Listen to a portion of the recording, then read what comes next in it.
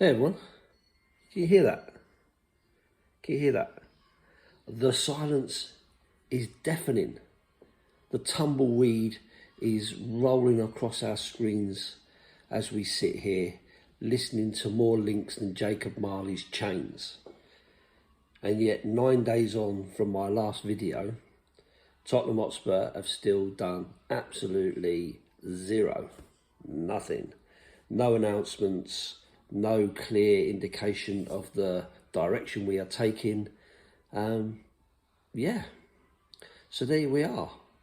And it seems like Daniel Levy has defaulted to his normal stance of leaving everything late in the day. And I know it's only early. It's only early in the transfer window for sure. And is plenty of time for us to do some real business. But it doesn't bode well when all you're hearing is this kind of link, that kind of link, this player, that player, and all the rest of it, with no real substance to any of it. The biggest story that we've had so far that had any real legs to it is Kota Takai, who I talked about 9 days ago. And in those 9 days, it's just gone quiet and nothing seems to happen. Everyone seems to think, yes, we've definitely signed the player and he's definitely coming. But I've still not seen him holding up the shirt. I've still not seen any kind of confirmation of that from anyone within the club. And so, still not a done deal as far as I'm concerned. Until they're holding up the shirt, I always take it as speculation, something that may happen rather than actually will happen. And after probably, I don't know, must be a good year, because we were talking about it last summer, of talking about Eberechi Eze coming to Tottenham.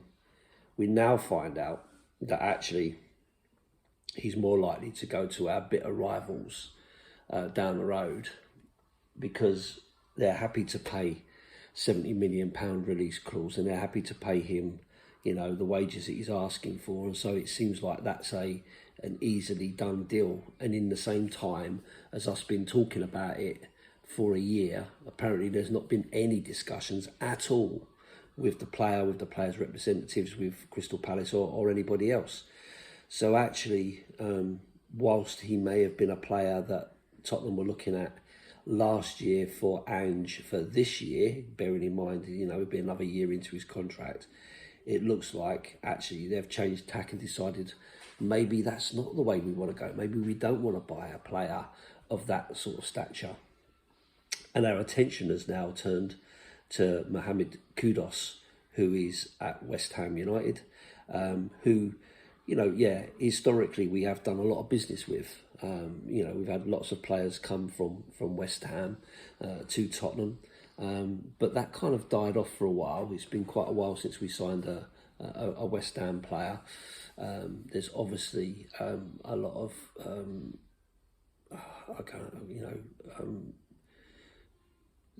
not bitterness or whatever, but there's obviously a lot of rivalry between the two clubs. And I don't normally want to do too much business. It's not like Chelsea and Arsenal who seem to share players. Well, more like Chelsea share players with Arsenal. Once they're kind of done with them, they kind of pass them on to Arsenal. But West Ham and Tottenham have kind of stopped doing business, a bit like Tottenham and Chelsea have, mainly because of Daniel Levy, I would have guessed, rather than footballing reasons. But yeah, so Mohamed Kudus seems to be the next name on the list that we're going to be linked with. Whether that gets across the line or what, who knows, because it's just a frustrating situation, right? So what do we think of that? A lot of people saying it's a really good deal. I don't see him as a marquee signing. I don't see it as like, wow, this is the real, you know, a real player. But he is a player who can play across the front line, can play in the number 10 as well, and who is technically gifted and a good dribbler and so on and so forth. And he is Premier League proven, showing that he can play in the Premier League and so on. I had a really good first season at West Ham and kind of dried up a little bit. But from what I'm being told, is mainly because he's being played out of position there, because of how well Bowen has been been playing. So I have watched him a few times, seen him play, and I did think he was a standout player for West Ham. I thought he looked decent, and so I think he would be a decent player to bring into the club, into the squad for sure. Does he instantly change the squad? Does he instantly walk into the team? Is he better than everybody else that we've got? Potentially. Is he, depending on what you want from him, is he better than Wilson Odobert? I would suggest he probably is. Is he better maybe than Tell at this moment in time? I guess he probably is. So there is the argument that he would come into the team and give us a boost in numbers and so on, but that's far from the work done, isn't it? Let's be honest with this. We're talking about going into the Champions League next season, and with the same paper thin squad that we had in the Europa League last season, with a chairman who wants us to compete on all fronts. So you need significant investment to be able to do that, unless of course you are going to actually promote players from the under-21s and use them as first team players and first team rotation in the squad, which again is a real risk. Although there is talent in there for sure, it's a real risk because again you are relying on very young players to really step up, and we've seen that doesn't always work, and they tend to lose a little bit of legs towards the end of the season and so on. So for me, there's massive work to do. I still feel that we need someone to be able to step in for Udogie when he's out or needs a break. We still need somebody in midfield who can pick up for Maddison or Kulusevski when that's not working. We need someone to be on the left hand side because we've obviously got Tell there who can play there. Mikey Moore can play there, but Mikey Moore is just 18. Son, we don't know what's happening with him. So, there's potentially a gap in there. Striker-wise, it looks like Richarlison is probably going to move on. So we need someone to go in there because that only leaves us with Solanke, unless, of course, you're going to promote your striking options, your Will Lancashires or Dane Scarlett's into that position.